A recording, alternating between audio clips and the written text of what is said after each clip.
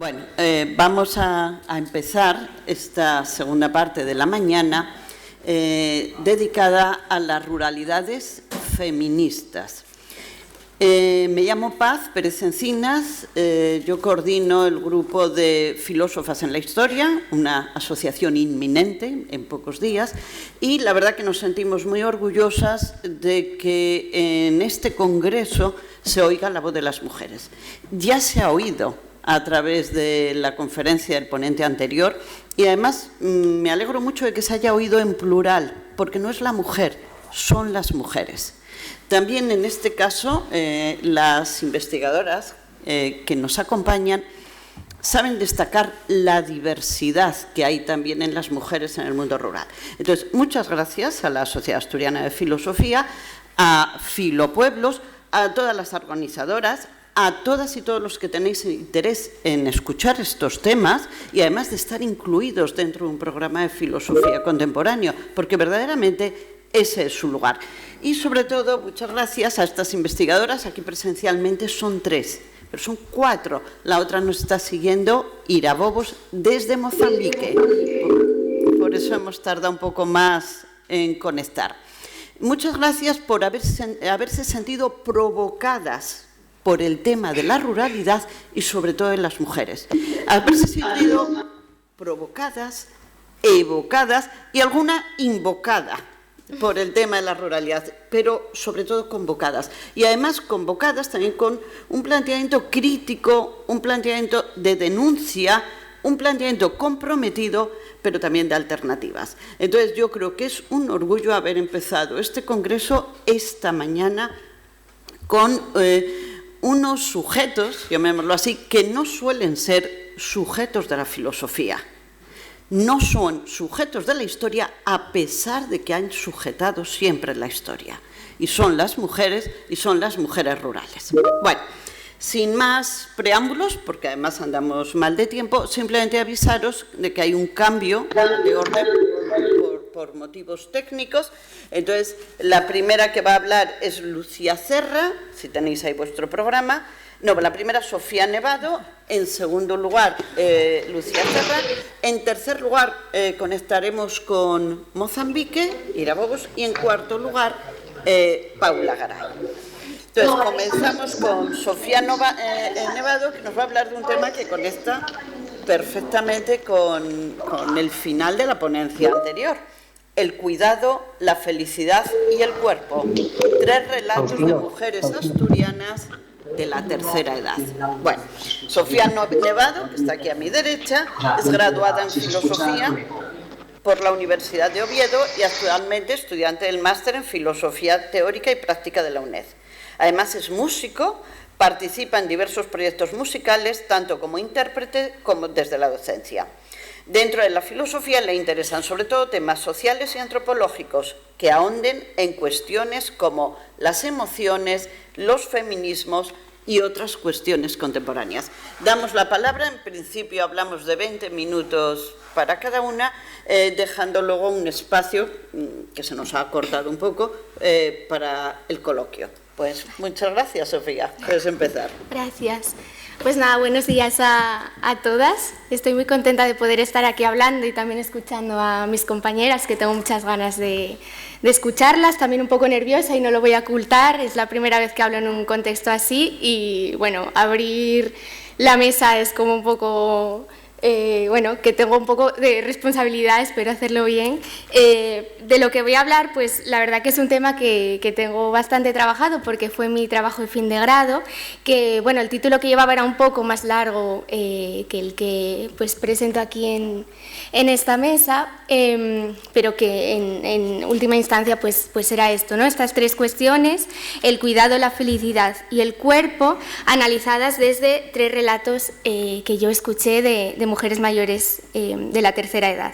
Entonces, bueno, yo comencé el trabajo y creo que, bueno, lo más interesante de él es saber su historia, porque lo comencé por un interés y una preocupación que tenía por el estado de las personas mayores durante la pandemia y sobre todo durante el periodo de confinamiento. Entonces mi idea era hacer un estudio en residencias entrevistando a mujeres que hubieran pasado pues este periodo de confinamiento allí viviéndolo allí, ¿no? Por el laberinto burocrático en el que nos vemos envueltas en muchas ocasiones, no pude realizarlo, cuando me llegó el permiso ya era tarde, entonces bueno, en vez de cambiar totalmente el rumbo, lo que hice fue pues lanzarme un poco a hacer entrevistas a mujeres a las que sí tenía pues un acceso más directo, que eran abuelas, tías abuelas de amigos y amigas. El método, la metodología que seguí fue la de historias de vida. Yo me senté con ellas y les pedí que me contaran sus vidas, y esto me permitió escuchar sus narraciones y acompañarlas mientras pues yo pues eso, les iba preguntando cuando necesitaban pues un empujón para poder contar alguna cosa, mientras ellas estaban recordando, ¿no?, momentos de sus vidas, a veces importantes y otras veces que pues podríamos considerar que no son tan importantes, pero si los analizamos pues quizás también lo son, ¿no? Entonces fue después, cuando yo leí las transcripciones que fui haciendo y demás y reflexionando sobre ello, cuando me fui dando cuenta de cómo podía yo estructurar aquello que en un primer momento podía parecer algo sin estructura alguna, pero que acabó teniendo mucho sentido. Porque las tres mujeres conformaron sus relatos desde una mirada muy similar, que fue desde las personas que las habían acompañado y que las acompañan durante sus vidas. Las personas con las que habían tenido alguna relación, normalmente pues relaciones que podemos entender desde el cuidado, que las habían cuidado a ellas o que ellas habían cuidado, ¿no? Y bueno, sobre todo pues me gustaría hablar en este contexto de ruralidad desde la primera de las mujeres que entrevisté, que vivió su infancia en un entorno rural, donde era habitual, pues entre otras cosas, ir de casa en casa sin tener que pedir permiso, o también ayudar con los recados a las vecinas. Cuando se casó con un hombre del pueblo, cuyo relato me cuenta con todo lujo de detalles, pues ella se vio obligada a conocer, destinada a conocer otros lugares de España, algunos más rurales, otros menos, por el trabajo de su marido, que pues se tenía que trasladar de un lugar a otro, ¿no? Y esa etapa ella la recuerda como una etapa feliz, una etapa donde sobre todo pues tuvo personas que la ayudaron, y es desde donde ella lo cuenta. Por ejemplo, la primera de las mujeres que ella recuerda, porque suelen ser mujeres las personas de las que me hablan, pues fue su primera casera, esta primera casa donde estaban allí con derecho a cocina, pues viviendo normalmente varias parejas o familias, pues ella consideraba que había sido de gran ayuda para ella en cosas que nos pueden parecer una nimiedad, como puede ser, pues deja ahí el plato que ya lo friego yo, pues eso ya lo recuerda con muchísimo cariño. Entonces vemos, y bueno, yo vi cómo la felicidad iba recorriendo su relato durante su infancia, durante momentos más ritos de paso, ¿no?, como pueda ser el momento de la boda, el nacimiento de sus hijas y de sus nietas. Y yo, claro, le pregunto, ¿y hoy qué? Y ella me dice que sí, que hoy que también es feliz, pero que ya no tiene esa felicidad tan plena. Y bueno, cito textualmente lo que ella me dijo, que fue así: si no sufres por una, sufres por otra. Si una tiene un problema, ya disgústeste. Yo disgústome por todo. Y bueno, aquí me gustaría hacer un paréntesis de la decisión que tomé de hacer la transcripción literal de cómo ellas me lo contaban todo. En este caso, la primera de las entrevistadas, pues con muchas expresiones en asturiano. Las otras dos mujeres, bueno, no voy a mencionar tanto datos más concretos, bueno, por falta de tiempo y también por coherencia de lo que quiero contar, ¿no? Pero esto, la primera de ellas pues sí que vivió en entorno rural del centro de Asturias, y sí que hablamos en asturiano, tanto ella como yo. Y claro, algo que podría parecer que le quita validez o rigor al estudio por utilizar una lengua supuestamente no oficial, pues en cambio le está otorgando matices sirviendo el lenguaje de herramienta para llegar a expresar pues las expresiones y las palabras de siempre del castellano pues quizás no llegan, ¿no? Y bueno, me atrevería a decir que lo que se está haciendo es que se está valorando la narración del hablante y con ello reforzando la idea de que su historia y sus historias tienen un valor epistémico en sí, ¿no? Un valor intrínseco, y que no tenemos que modificarlas ni que, pues eso, querer contarlas desde donde siempre se cuentan para que tengan un valor y para que tengan algo que aportar. Y pues eso, no solamente tienen un lugar en los márgenes, sino que también tienen un lugar desde el que las podemos tratar, ¿no? Desde cualquier ámbito que queramos, en este caso pues desde un ámbito académico, que es donde han llegado sus historias ahora mismo conmigo. Y bueno, la verdad, ¿no? Esta verdad con mayúsculas, pues está también en las historias individuales, en los relatos que ellas van entrelazando, y no solamente, pues, reitero, ¿no? En este modelo teórico que constituye la narrativa de esta historia con mayúsculas que nos cuentan. Entonces, nada, sus historias, que se van centrando sobre todo en cuestiones del día a día, pues también consiguen hablar de lo profundo. Me hablan de la felicidad, de la muerte, de la vida, del amor, del sufrimiento. Todo ello, pues, resaltando la subjetividad femenina, o bueno, esto daría para otra charla totalmente, esta subjetividad entendida como femenina, como algo colectivo. Y bueno, tanto ellas, tanto por ser mujeres como por su edad o por no vivir en grandes ciudades, pues podemos pensar que no tienen nada que decir, nada que aportar, ¿no? Mismamente ayer o antes de ayer, bueno, no recuerdo, el podcast que tiene Aitana Castaño, que va por los pueblos hablando con la gente de los pueblos, pues anunció la nueva temporada y la cita con la que lo anunciaba era perfectamente una cita que podría decir yo aquí hoy, que es que ellas, cuando van a los pueblos y hablan con las mujeres, ellas dicen: yo no tengo nada que contarte, yo qué te voy a decir si yo... Eso, no tengo nada que contarte, y esto es una cosa que yo viví mucho en este proceso, que yo escuché mucho y en cambio pues opino que tenían mucho que decirme y que tienen mucho que decirme, porque al final, bueno, fue un estudio muy pequeño, ¿no? Fueron 3 mujeres con las que hablé, pero vaya, que hay un terreno ahí súper interesante. Entonces yo... En conclusión, vi cómo el tiempo que yo les dediqué a escucharlas y a hablar con ellas y a reflexionar posteriormente sobre ello, pues me mostró que sus vidas pueden incluso ser ejemplos de algo revolucionario. Sus vidas son vividas como vidas en común y son narradas como tal. Y sobre todo en el ámbito rural, entendiendo este contexto en el que estamos hablando, pues más aún, las relaciones son aún más fundamentales para entender tu propia subjetividad, ¿no? Y bueno, de ello puede extraerse una de las conclusiones que yo saqué, también conectándolo un poco con lo teórico, porque bueno, al final estás haciendo un trabajo teórico y tienes que, pues eso, dialogar también un poco con las cosas que ya hay escritas.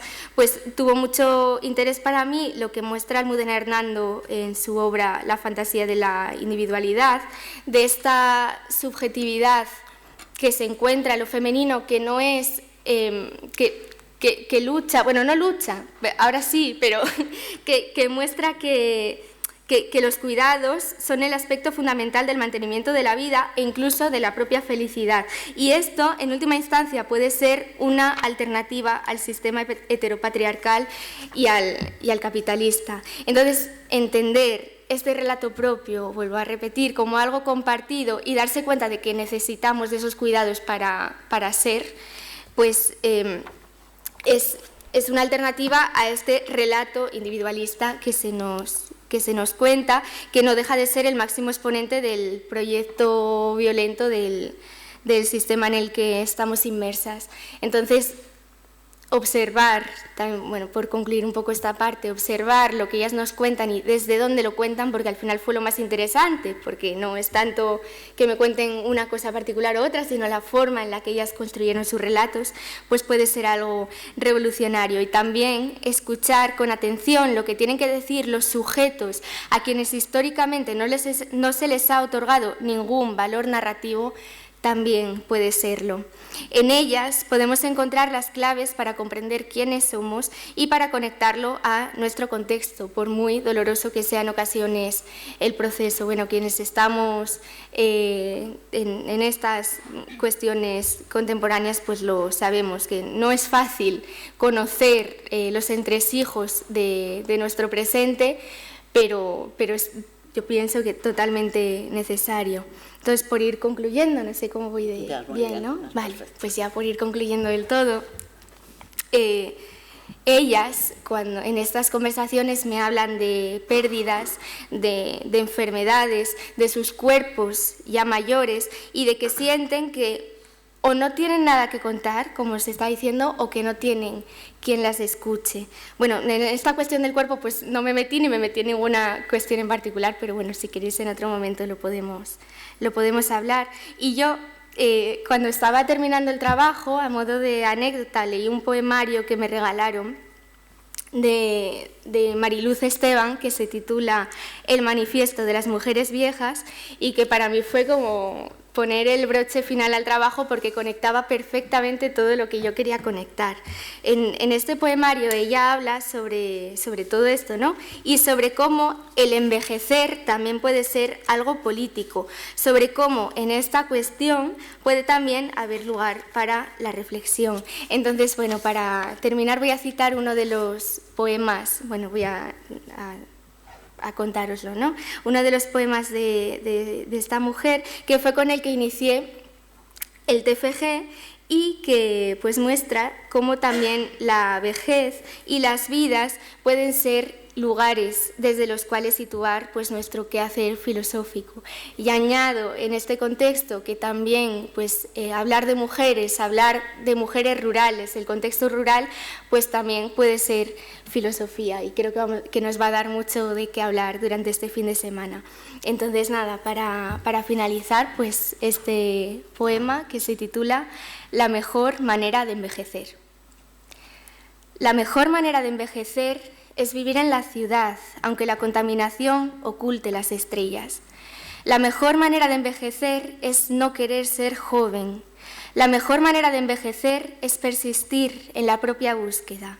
La mejor manera de envejecer es conservar el último golpe del coche, la grieta de la pared, las magulladuras de la cara, las arrugas de la vida y convertirlo todo en un lugar desde el que mirar.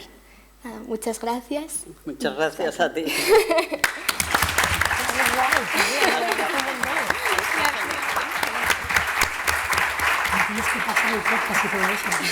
Bueno, muchas gracias, Sofía, por este relato tan cercano que cambia hasta los criterios epistemológicos tradicionales.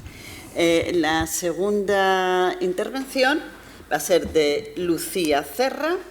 El tema luces y sombras en la perspectiva rural. Lucía Cerra, que está en el extremo a mi derecha, es técnica forestal y agroecológica. Actualmente está trabajando como investigadora sobre la escanda en el Departamento de Historia Medieval de la Facultad del Milán. Cofundadora del proyecto Les Mastines, que está centrado en el conflicto entre grandes depredadores y ganadería extensiva, desarrollado en los picos de Europa, en Belmonte y en Belmonte de Miranda. Creadora del proyecto audiovisual Grana de Texu, documentales sobre distintas visiones del mundo rural. Tiene trabajos relacionados con educación ambiental en la Fundación Oso de Asturias, jardinera, técnica en agroecología, en fincas de producción ecológicas y de producción industrial, y creadora de talleres de educación ambiental o huerta, alguno de ellos abierto hasta el amanecer, y también el Centro de Menores de Sograte. Bueno, te damos la palabra, vale. Lucía. Bueno, antes que nada, como Sofía, creo que estamos todos muy nerviosos. Es que impone un poco todo el tema del micrófono y como esta distancia también con vosotros. Y bueno, lo primero que quería agradecer a todos pues haber montado esto, a toda la gente que participa y en especial a Andrea, la verdad que es una persona que, bueno, pues que siempre me empuja un poco a hablar, a que comparta mis ideas y que siempre dice que también hay espacio aquí para las personas que no pertenecemos tanto pues a la universidad, porque aunque ahora mismo, aunque esté trabajando como investigadora, soy un poco un topo infiltrado, porque es la primera vez que piso la universidad con este trabajo, la verdad. Y también, pues, en este aspecto, agradecérselo a todo el equipo de investigación y a Chus por confiar en mí, porque al final desde la academia también se habla mucho de la interdisciplinariedad, o como se diga, pero se apuesta poco por ella. Es bastante difícil para personas que igual venimos más pues, del terreno de la FP acceder a cosas así, así que la verdad que también estoy muy agradecida por la oportunidad, ¿no? Vengo a daros un poco mi opinión, mis vivencias como mujer dentro del mundo rural y una mujer también alejada porque yo me crié en Gijón, ¿no? Entonces, bueno, es un contexto un poco distinto también.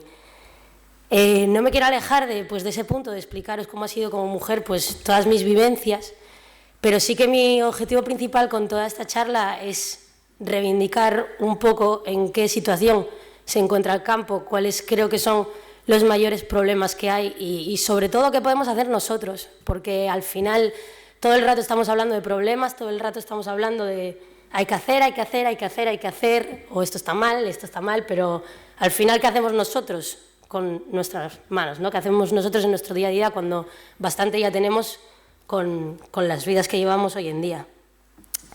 Entonces esta perspectiva os la pongo como mujer que ha trabajado, que ha estudiado, que es una apasionada y que, bueno, se dedica a todas estas cuestiones. Lo primero que quiero decir aquí es que, por mucho que yo esté completamente enamorada también, y lo que hay que hacer es no romantizar tampoco el mundo rural. O sea, algo que quiero dejar claro es que el mundo rural no es un lugar del todo amable. Es por eso el título de Las luces y las sombras, ¿no? Pensaba mucho en, os dais cuenta de cuando se va a hacer un retrato o una fotografía, cuando vamos girando el foco, la luz, cómo va cambiando ese rostro completamente e incluso parecen hasta distintas personas, ¿no? Cosa que yo creo que es un buen ejemplo para explicar este contexto, ¿no? Cómo depende de dónde pongamos el foco y desde el punto de vista del que lo veamos, va cambiando. A veces enseñándonos un rostro bastante duro y otras veces pues enseñándonos todas las recompensas que tiene. Entonces, como trabajadora, por ejemplo, no es un lugar amable. O sea, las opciones que tenemos la juventud, que haya estudiado o no haya estudiado, no importa, las personas que tenemos acceso pues, a la industria agraria, porque lo triste es que es difícil acceder a cosas que no sean la industria agraria. Son condiciones laborales precarias, es trabajo al sol, es no tener ningún tipo de derecho laboral, de seguridad. Todos estos temas de agroecología, incluso en las grandes superficies certificadas, en el momento en que son grandes superficies, esa filosofía deja bastante poco que desear, por no hablar de trabajo remunerado, ¿sabes? Que bueno, eso ya, todo está así, pues el campo, lo mismo, ¿no? Luego, vivir en el mundo rural también tiene sus cosas, ¿no? Claro que es precioso y que cada vez es un privilegio poder vivir en el mundo rural, ¿no? Por la propiedad de la tierra, por el precio, por el turismo que está llenando nuestros pueblos de Airbnb y de casas rurales, pero tenemos que tener en cuenta que tampoco hay que romantizar el hecho de vivir en un sitio pues, donde muchas veces, como bien se dijo aquí, no podemos ir a la escuela desde ahí, ¿no? No se puede, no hay acceso, no hay un autobús, por ejemplo, que me lleve desde el sitio donde vivo yo hasta aquí, hasta la universidad, cuando estamos a 20 minutos en coche, ¿no? Entonces, las cosas siempre hay que tenerlas un poco en cuenta. Os quiero hablar de mi experiencia como mujer criada en ciudad, y es que me di cuenta de que, a pesar de que a mí me gustaba mucho todo el tema de la ecología, del campo, ya desde pequeña, ¿no? Los canales que tenemos para aprender sobre ello, pues es la tele. La tele, los documentales, ver David Attenborough, en mi caso de pequeña, Pelo Pico Pata a dolor. Y eso es como la principal base que tenemos. Entonces ya es una base en un carril muy encajado. Yo creo que sabía más de la sabana africana que del territorio asturiano, por los documentales, la verdad. Entonces, cuando llegué a las formaciones de forestales y agrarias, me empecé a dar... Ahí, de verdad, yo pensaba que creía que sabía cosas y ahí me di cuenta de que no tenía ni idea de nada. De que no sabía absolutamente nada y sobre todo que no sabía absolutamente nada de cómo funcionaba mi territorio, ¿no? De que la mayor parte de las cosas que consumía en mi día a día, como una lechuga, no tenía ni idea de cómo era la flor de una lechuga. De que yo no había visto una planta de arbellos de guisantes en mi vida. Entonces yo creo que eso es uno de los problemas principales que existen hoy en día con el tema de que los consumidores no tenemos ni idea de lo que consumimos. No sabemos cómo funciona una huerta, no sabemos cómo funciona una gestión ganadera sostenible como para entender, ¿no?, ya los entrelazados entre la ganadería industrial, la ecológica y todos estos temas. Entonces, lo que quiero decir con esto es que hay una desconexión brutal entre la ciudad y el campo. Cada vez hay muchas más personas habitando en las ciudades y cada vez hay muchas menos personas habitando en el mundo rural. Es lógico que no sepamos las cosas, que no tengamos ni idea de cómo funcionan los ecosistemas, cómo funciona el trabajo del campo. No sabemos la función que cumple una cabra en el monte, mismamente. Es normal. Es por eso que cuando llegan estos, por ejemplo, estas catástrofes, ¿no?, los incendios forestales, todos reivindicamos, todos señalamos, todos queremos hacer algo, pero ninguno sabemos siquiera por dónde empieza este problema, porque no conocemos cómo funciona nuestro entorno. Entonces, como persona que se dio cuenta de todo esto, ¿no?, a través del trabajo, a través del estudio, me di cuenta de lo que hace mucha falta la creación de puentes. Puentes entre el medio rural y el mundo urbano, que permitan acercar a la gente a conocer estas realidades, ¿no? Entonces, bueno, a base de ir fallando y probando, fui probando distintos proyectos y creo que el único que ha funcionado hasta ahora y que se ha puesto en práctica es el proyecto de Les Mastines, del cual no voy a hacer mucha publicidad, simplemente voy a explicar un poco el concepto, ¿no? Dos compañeras mías estudiaron en la universidad en Suiza, hicieron el máster de conservación y allí vieron esta experiencia de voluntariado en la que la gente iba a la montaña con cámaras de vigilancia nocturna y protegían a los rebaños de los ganaderos del lobo, ¿no?, para intentar entender un poco más de primera mano cómo es el conflicto y como una posibilidad de acción en el propio territorio, ¿no? Entonces nosotras decidimos traer esto aquí, pero añadiéndole un poco un toque más social que quizás allí no había en esos territorios, ¿no? Lo que buscamos no es solo acercar a las personas tanto de la conservación como, por ejemplo, participaron bastantes ganaderos de otras comunidades autónomas, no es tanto esa búsqueda de resolución de un conflicto, sino que es más el entendimiento de todo lo que hay detrás de ese conflicto, ¿no? Es acercar a las personas al mundo rural, a las vivencias, a lo que es trabajar, a lo que es vivir, a lo que son las condiciones para poder hacer frente a todas estas cuestiones que nos planteamos, ¿no?, a todos estos problemas que vemos. Y ahí me di cuenta de que la mayoría de las personas me sorprendió porque tenía bastante miedo, ¿no? Al final tenía miedo que aquello chocara, que explotara, que la gente se matara entre ellas y me sorprendí para bien porque creo que la mayor parte de todos y sobre todo las personas que nos hemos criado en el mundo urbano sí que queremos ser partícipes, sí que queremos ayudar al cambio, solo que quizás no sabemos muy bien cómo, o quizás solo vemos un único carril de ayuda, ¿no? Creo que hacen falta muchos más proyectos que se acercan al territorio, y que se acercan al territorio, a las personas del territorio y colaborar todos juntos, desde la ecología, la conservación y desde todo lo que es el sector agrario. Y ahí es lo único que os quería decir con esta charla, que es que creo que lo que podemos hacer nosotros como personas individuales y sobre todo en el territorio asturiano, que es siempre de lo que hablo, no sé, de cómo en otras comunidades autónomas, es que nosotros podemos acercarnos a ese territorio. Ese territorio está ahí esperándonos, esas ancianas que guardan ese conocimiento, ese saber hacer, ese cómo funcionan las cosas, está ahí. Simplemente es un conocimiento que se ha transmitido de manera oral, que no está tan registrado.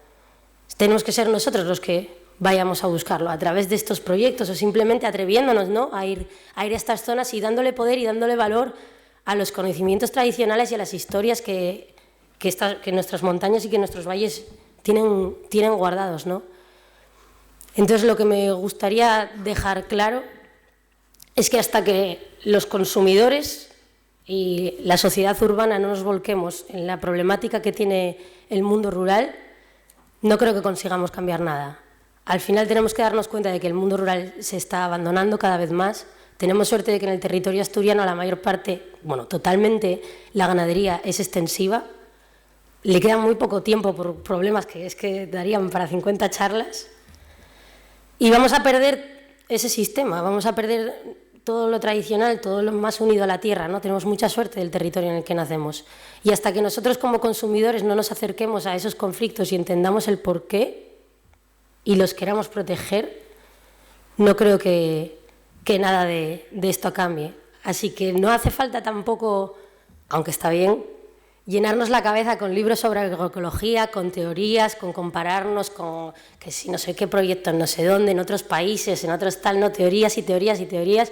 El campo al final es algo práctico, es algo que va de la mano. Las teorías están genial, hay que probar cosas nuevas, hay que investigar, pero sobre todo hay que hacer trabajos en los territorios más que desde las aulas. Y lo que hace mucha falta también es que en iniciativas como esta se acerque gente de los territorios que trabaja el campo y se les dé voz, se les suba a sitios así a hablar y poder entender de primera mano cuáles son los problemas que viven para poder hacer algo entre todos juntos. Así que lo único que quiero decir es que os animo a que calelléis por Asturias, a que os acerquéis a las gentes de los territorios, que no tengáis miedo a preguntar cuando veáis a una paisana trabajando la tierra, que qué patatas son esas, qué variedad es. Acercaros, preguntaros, dialogar, no pasa nada, nadie os va a comer. Y que sin interés cada vez más, por suerte, hay muchos movimientos dentro del territorio asturiano que buscan esta unión. Así que yo creo que estamos en un buen momento, sobre todo para los jóvenes que queremos dedicarnos a esto, o que nos interesa y queremos ayudar, estamos en un buen momento para poder acercarnos al territorio rural. Así que, muchas gracias. Nada. Lucía, y por tu propuesta.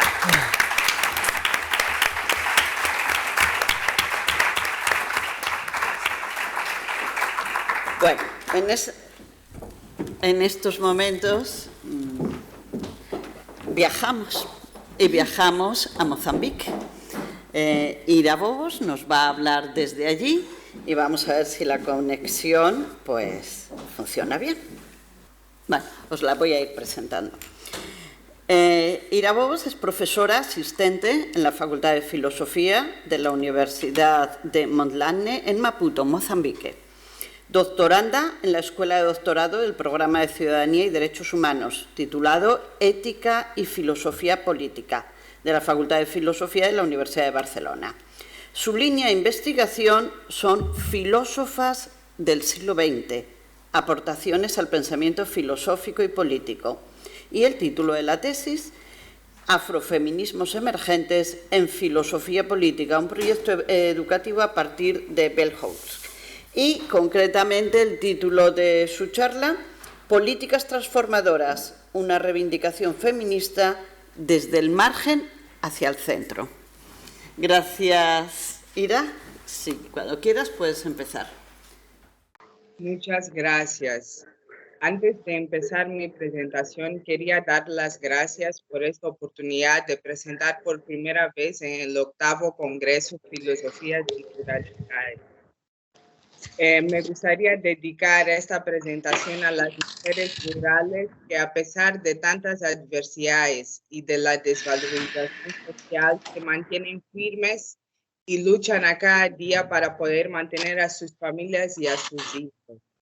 Aunque no sean valoradas por el trabajo que hacen, aún así hacen la diferencia dentro de la sociedad. En esta presentación mi intención es dar voz a las mujeres que viven en el medio rural. El tema que voy a presentar es sobre políticas transformadoras, una reivindicación feminista desde el margen al centro. Mi presentación será en portugués. Queria ver se é possível passar o slide. A pergunta que vai orientar a minha apresentação é como o feminismo pode ser uma via de transformação das condições sociais das mulheres rurais.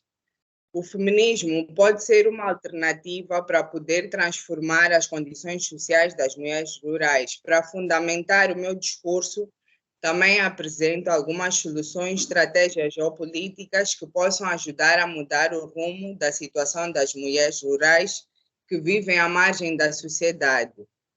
Como afirma Laura Miranda, nunca como agora, o movimento feminista rural. Queria pedir para passar o slide. Políticas transformadoras, uma reivindicação feminista desde a margem ao centro. Bell Hooks foi considerada como uma das escritoras afrodescendentes mais reconhecidas da época contemporânea. Hooks afirma na sua obra Teoria Feminista da Margem ao Centro que o movimento feminista começou a formar-se as suas histórias e a pensar sobre a sua libertação. As mulheres estavam mais conscientes que o sexismo e o racismo eram formas de opressão do patriarcado. Para Belo, essa consciência deve ser construída de forma coletiva, tanto para mulheres como para homens. A consciência de como as várias formas de opressão atuam dentro da sociedade e de como essas forças oprimem as mulheres. Passo a citar a Hooks. O movimento acontece quando grupos de pessoas se juntam com uma estratégia organizada com vista a adotar medidas para a eliminação do patriarcado. Fim da citação. Hooks pretende abordar uma teoria feminista que procura criticar e reinventar os papéis sociais que são atribuídos às mulheres e também para os homens. Sobretudo, esta obra retrata o compromisso ético da unificação do coletivo feminista, tanto para mulheres brancas como para mulheres negras. Os discursos sobre a discriminação racial por parte das mulheres negras eram simplesmente ignoradas e estas eram excluídas de direitos. Esta mesma realidade ocorre para as mulheres que vivem nos meios rurais. Existe uma exclusão dos seus direitos. Queria pedir para passar.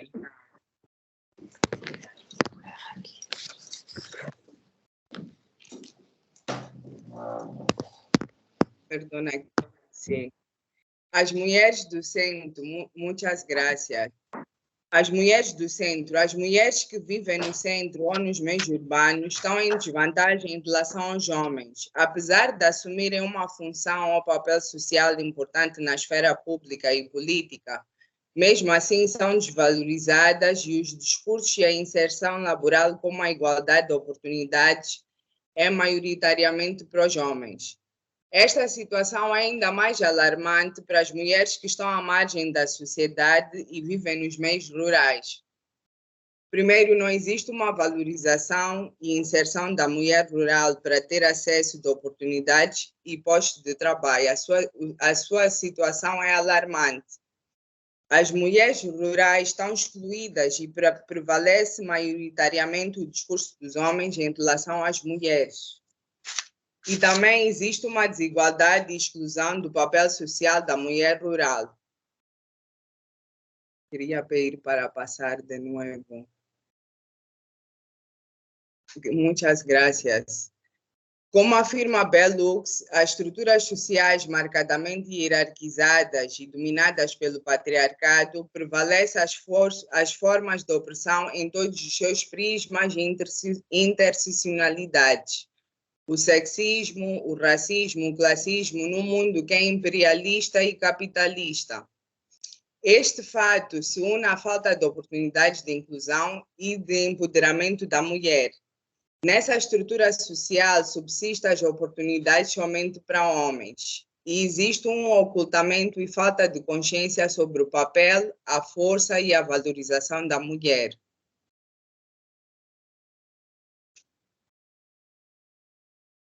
Mas para que seja possível existir uma mudança desta desigualdade social, deve existir uma consciência sobre como atuam as forças opressivas do patriarcado.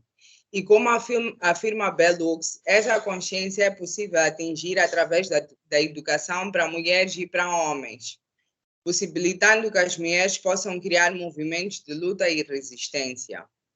E estas ações formam parte da política feminista. Essas mesmas manifestações sociais transformam-se em políticas transformadoras que tornam possível a liberdade e a igualdade de gênero para as mulheres. nesse caso da política feminista, surgem as políticas transformadoras. A luta feminista, entendida de um modo global e inclusivo, é o meio que faz possível a libertação das mulheres. E as ações políticas que servem para transformar a realidade das mulheres para, desta forma ser possível alcançar a igualdade de gênero.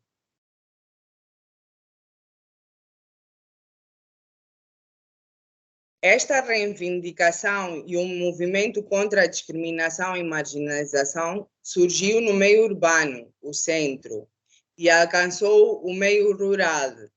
Mas esta mesma reivindicação surge desde a margem, no meio rural, para o centro, isto quer dizer para os meios urbanos. Quer dizer que existe esse movimento, por um lado, a manifestação desde o centro até as zonas rurais, e ao mesmo tempo existe a reivindicação desde o meio rural para o centro. É necessário criar políticas que possibilitem a inserção ou solução para as mulheres que vivem no mundo rural. Para que desta forma possam ter acesso à educação, acesso aos recursos produtivos, acesso à água potável, acesso à saúde e, sobretudo, justiça. Para que possam ter uma vida com dignidade e para que as suas vozes possam ser ouvidas. As mulheres que vivem à margem da sociedade são as camponesas, as amas de casa que prestam serviço e saem desde a periferia, desde as suas comunidades, para servir e trabalhar nos meios urbanos, isto quer dizer, no centro.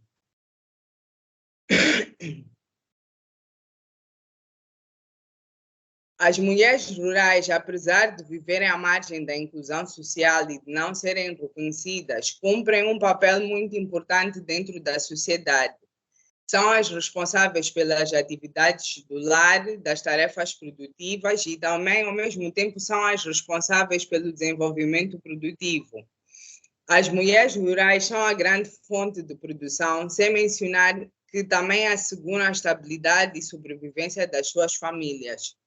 Contudo, as tarefas das mulheres no setor agrícola é subestimado pelos homens e dá-se prioridade ao trabalho doméstico que as mulheres realizam.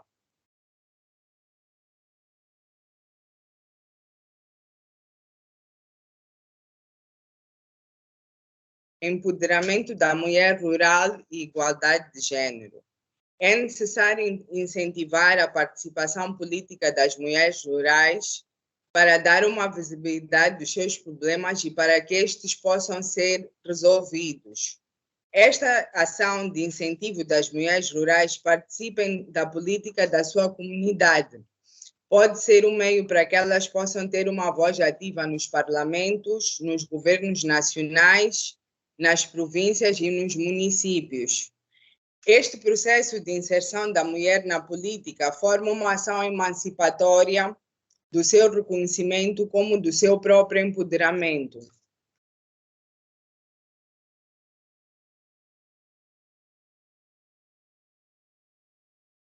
Estratégias e políticas de empoderamento. Como afirma Isabela Alvarado, estão a ser tomadas estratégias e políticas para o empoderamento da mulher rural com o apoio de instituições que desenvolvem certos seminários e políticas que promovem formações de conscientização para as mulheres das comunidades e das áreas rurais. O resultado dos seminários consiste em criar uma maior consciência e as mulheres desenvolvem as seguintes habilidades de melhoramento.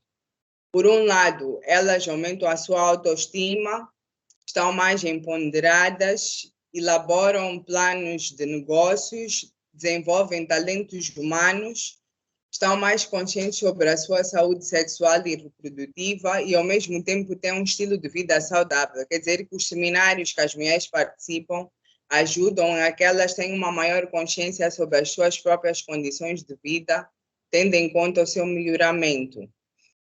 E, por parte do governo, devem ser implementadas políticas públicas que incentivem que as mulheres tenham os seguintes direitos e condições. Por um lado, que elas tenham direito sobre a propriedade, que tenham acesso a créditos e financiamentos que possam aumentar a sua participação em cadeias de produção e distribuição de produtos.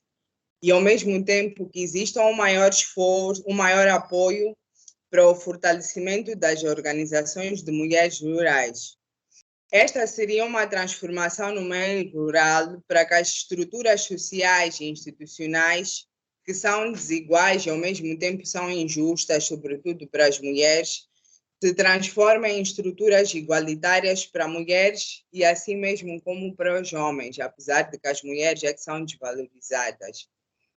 O verdadeiro objetivo destas políticas é possibilitar o empoderamento e a equidade, e as políticas transformadoras do feminismo podem ajudar a alcançar a igualdade de género para as mulheres rurais.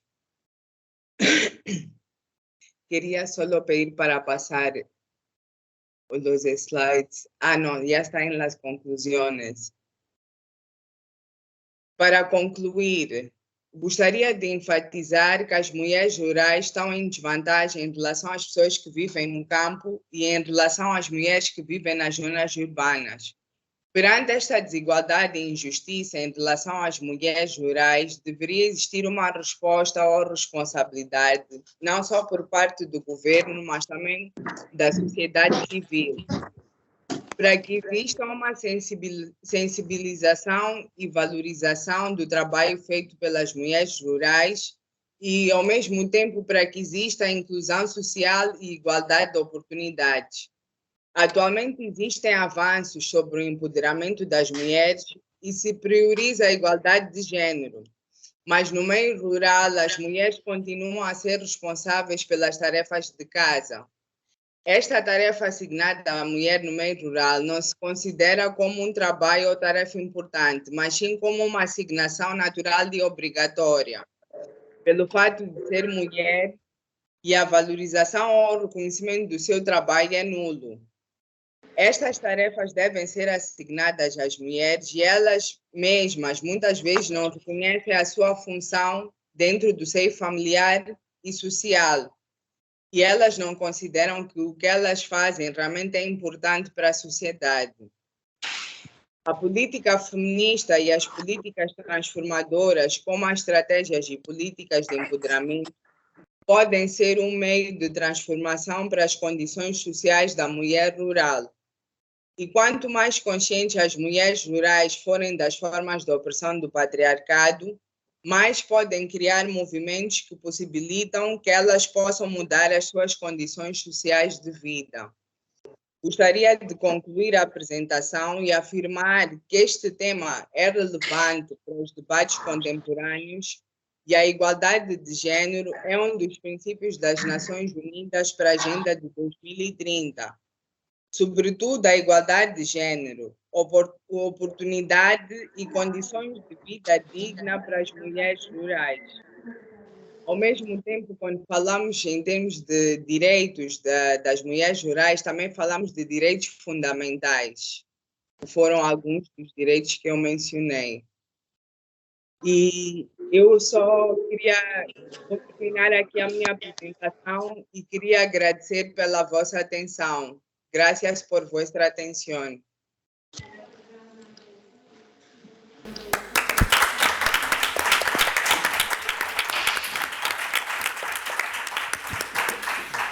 Muchas gracias, Ira, por tu intervención. Nos queda todavía una comunicación y en el momento que acabe, pues empieza a hacer 9 Gracias por preguntas. haber pasado los slides. Gracias. Venga, nos vemos o nos escuchamos dentro de 20 minutos más o menos. Bueno, vamos a empezar la última comunicación, que es fruto de una investigación de Paula Garay, titulada Las bruxas y sus herederas, mujeres de tierra, de vida y de muerte. Bueno, un segundo.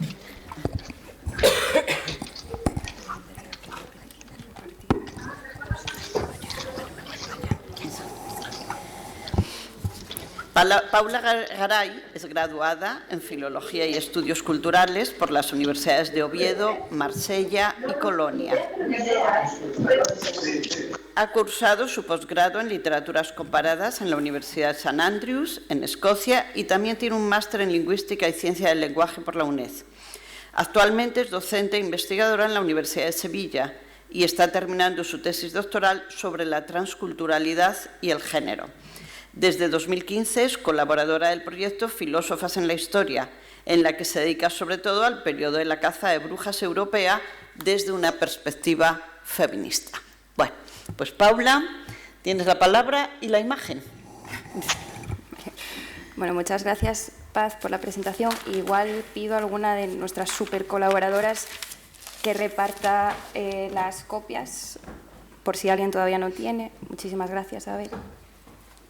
La mejor persona de esta mañana. Gracias. Nos ha salvado la vida ya varias veces.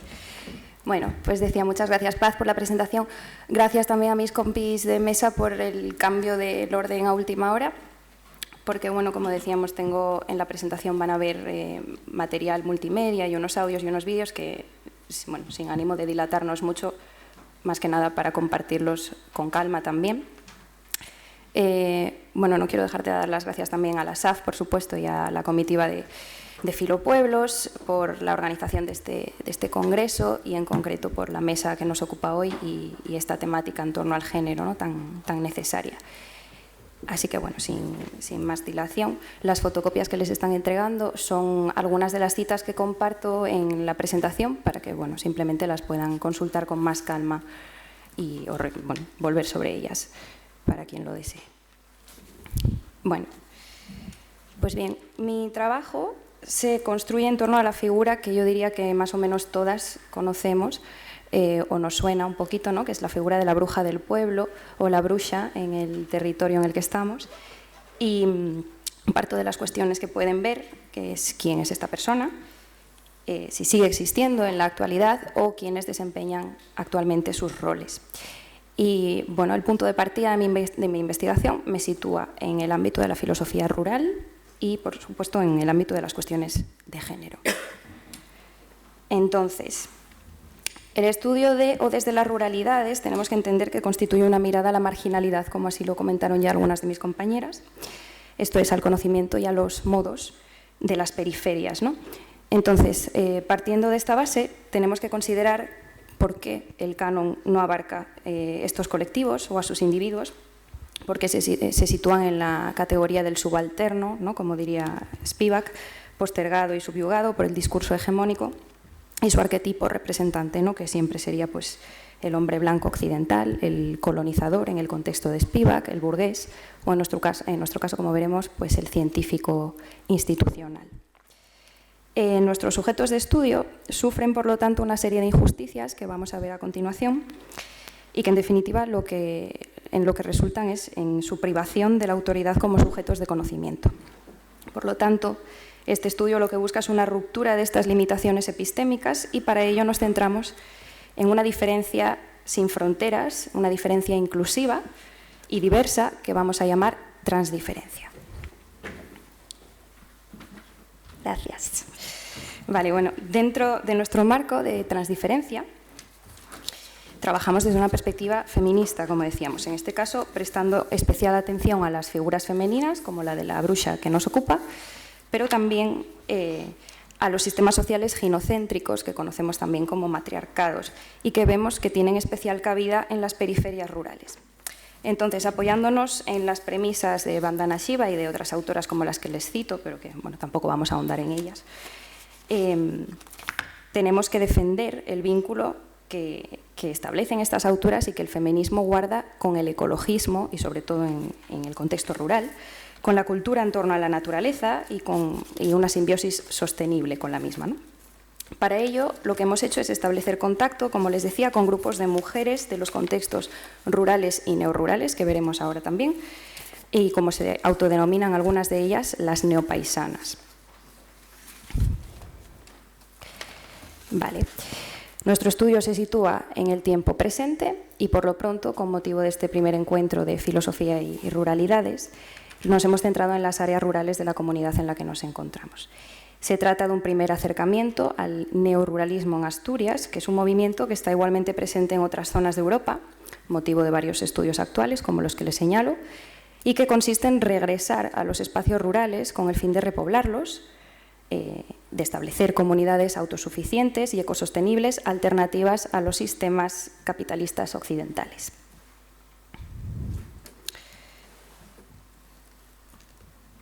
Vale. En cuanto a nuestro modo de proceder, pues se trata de una metodología activa basada en los testimonios directos de los sujetos rurales y neorurales, jóvenes y ancianos, y por tanto constituye una llamada de atención a la tradición oral que comentábamos previamente, que bueno, suele estar también en los márgenes o desestimarse en favor de las fuentes escritas, y, como decíamos, trabajamos pues, desde una perspectiva de género, ¿no? En conjunto, todos estos métodos lo que pretenden es reivindicar la autoridad epistémica de los agentes rurales. Para ello, y como les decía, tenemos que tener en cuenta una serie de injusticias que las plantea esta autora, Miranda Fricker, y en suma lo que logran es sabotear la condición de sujeto de conocimiento mediante el descrédito de las aportaciones de un emisor, en este caso los agentes rurales, ¿no? Y la falta de recursos de este para comprender su propia experiencia y reconocer la injusticia en cuestión como tal, que es también un poco lo que comentaba Sofía cuando decía que sus entrevistadas decían, bueno, yo es que no tengo nada que decir, ¿no? O lo que tengo que decir pues, puede no tener valor. Vale, para ello, por ilustrarles con el ejemplo de la teoría sobre la que vamos a basar este estudio, que tampoco, insisto, vamos a ahondar tampoco aquí en cuestiones, porque como decía Lucía, es una cuestión más práctica, ¿no?, que teórica.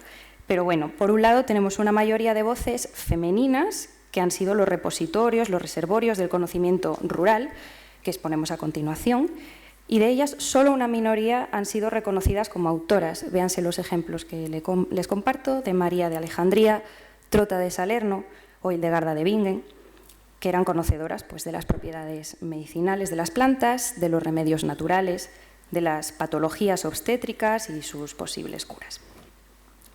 Bien, pues frente a ellas tenemos numerosos testimonios masculinos sobre los mismos temas que, sin embargo, sí son merecedores de su estatus científico y credibilidad a nivel epistémico.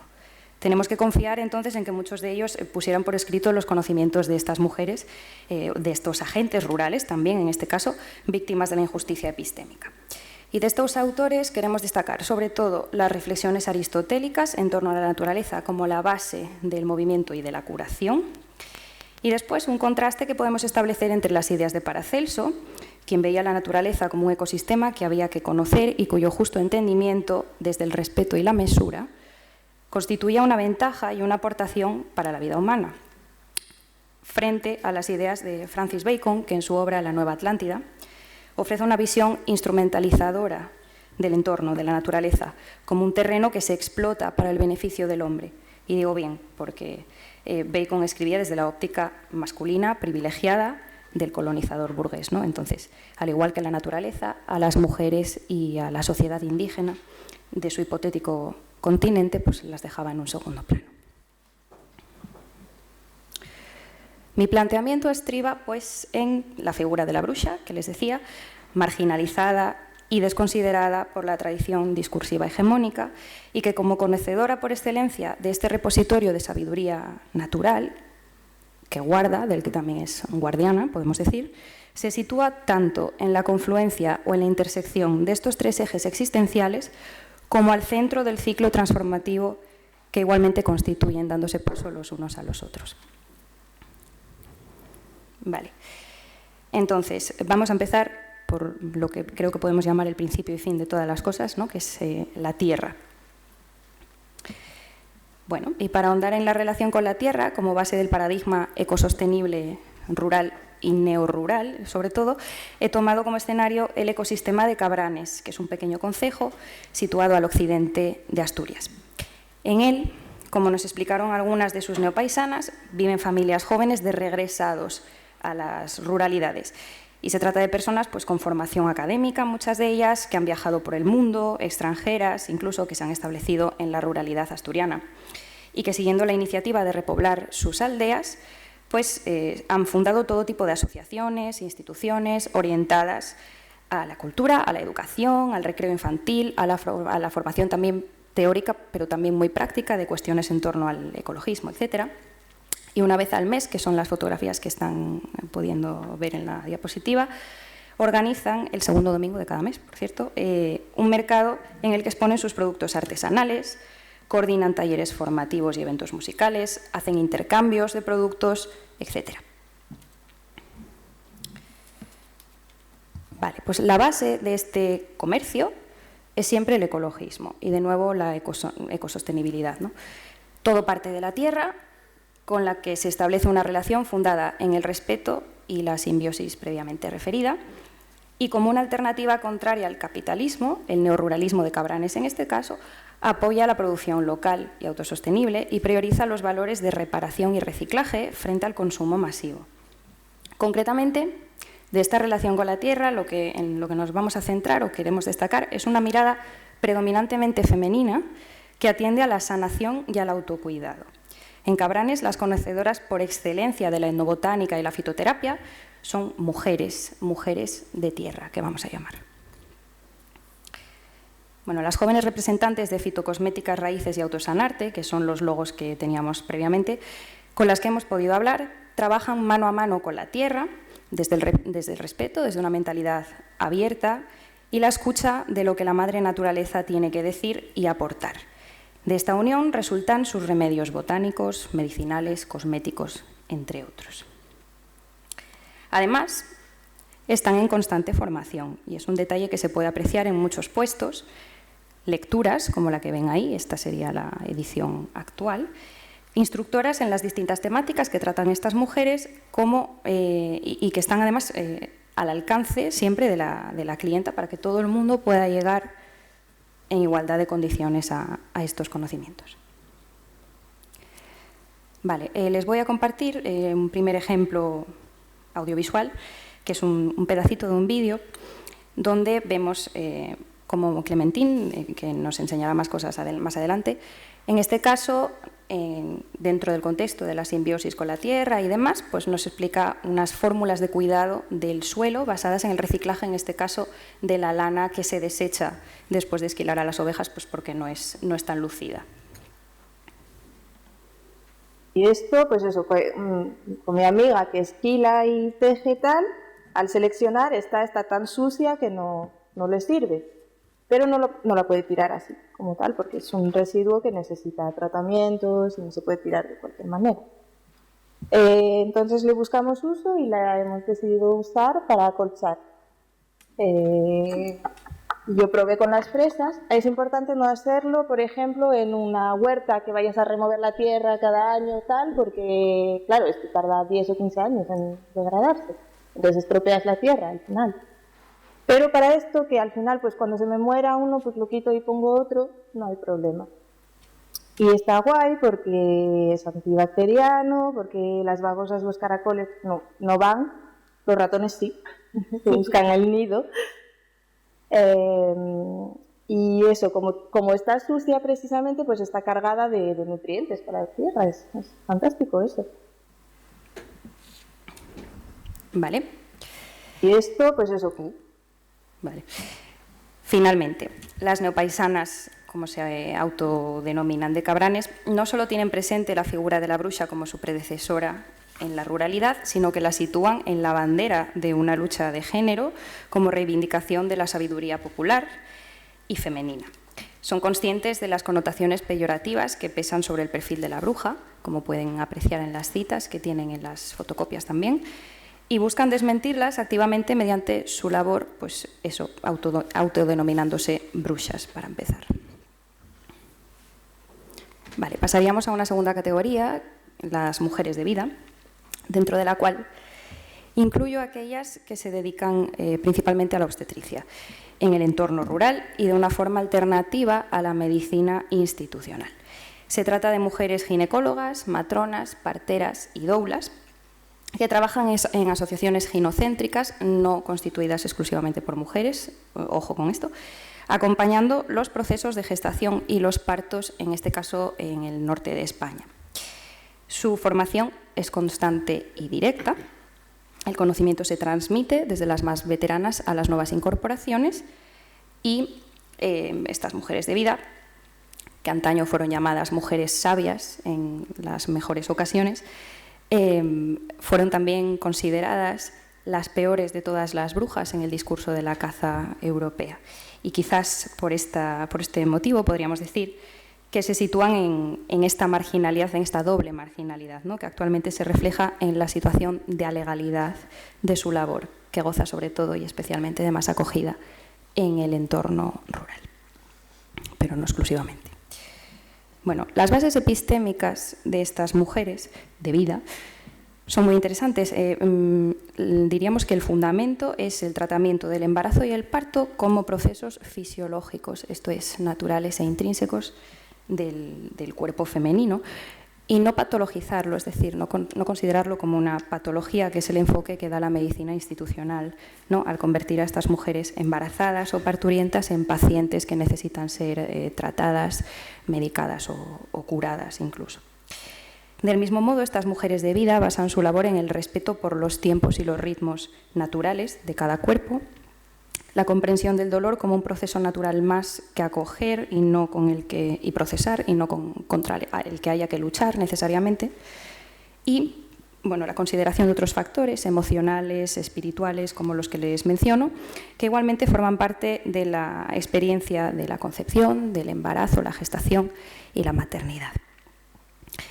La mera valoración de estas cuestiones constituye un acto de rebelión, entre otras cosas, contra la violencia obstétrica que aún ocurre y está normalizada en los hospitales convencionales, contra la que además luchan activamente en asociaciones como el logo que les comparto, Parir en Libertad. Bueno, esta imagen es simplemente a modo de anécdota. A propósito de estos métodos alternativos que les comentaba, pues lo que estamos observando es una analogía entre las cuerdas vocales y el suelo pélvico, y cómo estas mujeres, entre otras cosas, lo que hacen es tratar cuestiones que atañen al cérvix uterino y al suelo pélvico, pues a través de esta analogía con las cuerdas vocales. Bien, pues les voy a compartir un segundo y último vídeo, muy cortito, en el que, de nuevo, Clementine, que es partera, nos enseña en este caso cómo también estas mujeres de vida no dejan de ser mujeres de tierra. Recordemos que hablábamos de un ciclo, ¿no?, y de una confluencia, y en este caso trabajan mano a mano con esta para, pues, entre otras cosas, cultivar plantas cuyas propiedades después son beneficiosas para algunos de los remedios que aplican a estas cuestiones obstétricas, ¿no? Pues aquí tenemos la consuelda, que vamos a usar, podemos usar la hoja o la raíz. Si la vamos a usar seca, usaremos más cantidad, pero fresca es como más potente, entonces disminuiremos bastante. La usamos por sus propiedades cicatrizantes. La usamos, la hoja la usamos en baños posparto, en baños de asiento posparto, para desinflamar la zona y para, bueno, en caso de rasguño o de desgarro leve, también ayudará a cicatrizar. Vale. Pues aquí tenemos. Bien, y finalizamos este bloque hablando, pues, de nuevo de cómo esta nueva generación de mujeres de vida también se consideran brujas, y en su testimonio podemos apreciar la misma reivindicación que vimos en las mujeres de Tierra de Cabranes, en este caso respaldada por una fuerte motivación histórica, si recuerdan lo que les decía del discurso de la caza de brujas europea, que no es otra esta motivación sino la de hacer justicia, pues, por aquellas parteras perseguidas y ejecutadas y sobre todo tan estigmatizadas durante este fenómeno histórico, ¿no? Además, bueno, tenemos que considerar que ya hemos hablado de esto en otros trabajos, ¿no?, de la caza de brujas, pero entre otras cosas este evento concluye con el monopolio de la ginecología, pues, en manos de los hombres. Y bien, para finalizar, pues tenemos este último bloque que atiende a la relación femenina con la muerte, y para ello me gustaría recalcar de nuevo la imagen que compartí con ustedes al principio en el planteamiento, que situaba a la bruxa en la intersección de los tres bloques y que a su vez se dan paso los unos a los otros, ¿no? Prestemos atención como en este caso Son las propias mujeres de vida, las que acabamos de ver, las que se convierten en mujeres de muerte cuando asumen la gestión, en este caso, de la pérdida gestacional, a saber, pues, el aborto o la muerte fetal. Este duelo, a menudo invisibilizado, tienen pero acogida en el ámbito rural y de la marginalidad médica que acabamos de exponer, donde recordemos que se priorizan mucho estos valores emocionales y espirituales que en otros contextos se desestiman. Pues las mismas parteras y las doulas acompañan también a las madres y padres que han perdido a sus bebés, llenando un espacio que la medicina institucional, como digo, pues no suele abarcar y en algunas ocasiones pues lo desestima activamente. Pero bueno, siguiendo otros caminos, en el proceso investigador de este estudio nos topamos con otra gestión de la muerte también marginal y alternativa, en manos, en este caso, de mujeres vedorias o médiums que logran establecer una comunicación con los difuntos y trasladar sus mensajes. Para ilustrar mejor esta curiosa función social rural, pues les traigo el caso de Amparo López, más conocida como la bruxa de Brañavara, a través de los testimonios de sus propios vecinos. Lo que sí llamaba la atención, que tenía una mirada que te parecía que te penetraba de una manera, porque no pistaneaba, ella te clavaba la vista, parecía que te traspasaba. Era una mirada muy profunda, de los ojos claros, y una mirada muy profunda, como si estuviera leyéndote. Aquello era una cosa, a mí me hace acordarme algún hipnotista de estos que hay, bueno, que también te miran así fijamente, y como si tuviese un control sobre ti desde el momento que estaba hablando contigo. Y tenía como siempre lágrimas en los ojos, estaba como si tuviese así con una constante presión. Tenía así cara de estar metida en mucha presión. Pero no es que tuviese mal de la cabeza, no, en absoluto. Era una persona que sabía lo que decía y... Sí, pero porque ella salía de noche con luz para... Sí, no sé, sí. ¿Que iba para la huerta? ¿O? No, iba ella que hablaba con los muertos de noche. Sí. Pero yo no sé, dice que salía de noche y usted también lo sentiría. Sí, también lo sentiría. Salía de noche. Que salía de noche, sí. Con un farol. Sí. Llevaba un farol siempre. Pero madre, impresionante andar por el monte ella sola. Ella salía de noche. Pues andaba, según dicen, andaba por el monte sola de noche con farol. Igual ibas andando, a mí te han pasado de a lo mejor ir andando de mi casa a alguno ahí, o a 10 kilómetros, y encontrarla de noche, por el monte, tranquilamente, y es un bulto venir andando, y será una yegua, que ya era bruxa, y llevaba algo de su vela, y luce y apagaban que quisiese aire. ¿Y por qué paseaba de noche? Decían que era cuando estaba más en contacto con los muertos. Ella hasta que pasaba, decía que hasta que pasaban 30 días que no volvían. Aunque tuvieran falta de alguna cosa, hasta pasados 30 días que no volvían. Decía que estábamos un tiempo, que estábamos recorriendo los sitios por aquí antes de ir para allá. Anda. Sí. Estábamos por aquí, que no íbamos para allá directamente. Entonces, hasta que pasaba ese tiempo, no podía hablar con ella. Ella no hacía mal a nadie, lo que pasa es que metíanse con ella. Y a ella no le gustaba eso, claro. Tiraban y piedras al tejado. Vale. Bueno, observamos que como en los casos previos de las mujeres de tierra y de vida, pues no deja de haber una mirada prejuiciosa, ¿no?, que pesa sobre la labor, en este caso de las mujeres de muerte. La llamada bruxa vivía marginalizada en su propio margen rural. Tenía el respeto de algunas personas, como estos vecinos con los que hemos podido hablar, pero siempre desde el temor o el recelo a lo desconocido. Amparo trabajaba, del siguiente modo. Ya hemos visto que salía de noche con una vela que nunca se le apagaba y que en ese momento era cuando se encontraba con los muertos, ¿no? Pero vamos a ver qué más hacía. y había mucha gente iba a visitarla, de lejos, venían de todo el norte de España, incluso gente que estaba fuera y la conocía y venían a estar con ella, cosas que les pasaron en casa. Y acertaba porque luego se resolvían las cosas. Ella adivinaba cosas sin verlas ella. Porque sabía la ropa que llevaba vestida, por ejemplo, cuando se murió mi abuelo, de allí unos días le dijo a mi madre que vaya traje de pana que llevaba. Anda. Y chocando. Y era verdad que llevaba un traje de pana que trajera de Cuba. Anda. Y cosas así. Y claro, la gente, todo el mundo creía, ¿no? Porque veía. Es que te decía cosas que te hacían creer, porque cosas que eran palpables y que ella no sabía nada de aquello. Y acertaba entonces. No, acertar sí acertaba, sí. Yo que sé, cuando iba allí. Ibas porque perdías ganado, por lo que fuese, y decías lo que te pasaba y después sabes el resultado. Bueno, y en cuanto al perfil de sus clientes, nos cuenta Abel, el carnicero del pueblo. Muchas mujeres estaban ya escondidas del marido, porque como ellos no la podían ver. Entonces, ¿qué tenía? ¿Más acogida con las mujeres? Sí, porque los hombres daban las más de fuerte y de racional.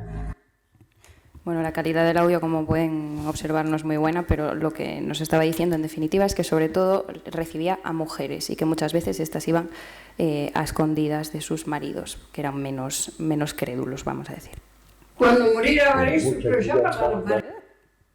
Perdón. Bien, pues en el trabajo de Amparo, en este caso, como Bedoira, observamos una hibridación entre los rasgos de la cultura cristiana, en este caso a través de sus ritos, como son las misas que ella mandaba a los familiares hacer, con otras características paganas que podemos encontrar, pues, por ejemplo, en los relatos mitológicos de las áreas en las que estamos. Si pensamos, por ejemplo, en su imagen, ¿no?, con el farolillo que no se apaga en mitad de la noche, pues es capaz que se nos venga a la mente la idea de la huestia del folclore asturiano o la Santa Compaña gallega, ¿no?, que también deambulaban entre dos mundos, el de los vivos y los muertos. Luego, otro dato muy curioso es que en su labor también se aprecian similitudes con las acusaciones, muchas acusaciones o imputaciones del discurso de la caza de brujas europea. Simplemente les menciono un nombre, que es el de Bessie Dunlop, que era una escocesa que fue sentenciada en Edimburgo en 1576 y en cuya transcripción del juicio por brujería, pues precisamente encontramos que le imputaban haber ayudado a sus vecinos a reubicar objetos que se habían perdido o ganado que había desaparecido y que ella había sabido relocalizar gracias a su diálogo o a su contacto con un difunto. Entonces, bueno, en todos estos casos se trata de mujeres de muerte, vamos a llamarlas, que sienten una llamada marginal y deciden atenderla, erigiendo de este modo un culto particular a la muerte, un culto predominantemente femenino, moderando un diálogo entre los difuntos y sus familiares y contemplando, en definitiva, la vida y la muerte desde un mismo prisma. Esto es como un todo inseparable. Y bueno, a falta de conocimiento de nuevas generaciones de mujeres de muerte, porque hemos trabajado con una generación más antigua, observamos que sobre todo hay un prejuicio que todavía pesa, ¿no?, que por ejemplo las mujeres de tierra o las mujeres de vida que hemos visto ya han roto y de hecho se están sirviendo de este mismo prejuicio para reivindicarlo, pero en este caso, bueno, pues sigue pesando una visión sobre todo despectiva de las habilidades de estas mujeres. Y a modo de conclusión, bueno, pues cabe señalar primeramente que la bruxa es una figura en la que confluyen numerosos saberes tradicionales, como hemos visto, ancestrales, alternativos, y por otro lado que encarna los valores de la transdiferencia, especialmente en el ámbito rural al que pertenece y en el que coexiste con la tierra y con la vida y con la muerte, lógicamente. La bruxa existió en el pasado y sigue existiendo, ha transmitido y transmite sus conocimientos a las futuras bruxas, y estas futuras generaciones se consideran en gran parte y a mucha honra sus herederas. Estas están activamente implicadas además en cuestiones políticas, ecologistas y feministas, en la lucha de valores y la labor deconstructiva del discurso hegemónico y del canon convencional. Para que esta iniciativa dé sus frutos hay que considerar un cambio de paradigma, algo que ya hemos comentado en esta misma mesa.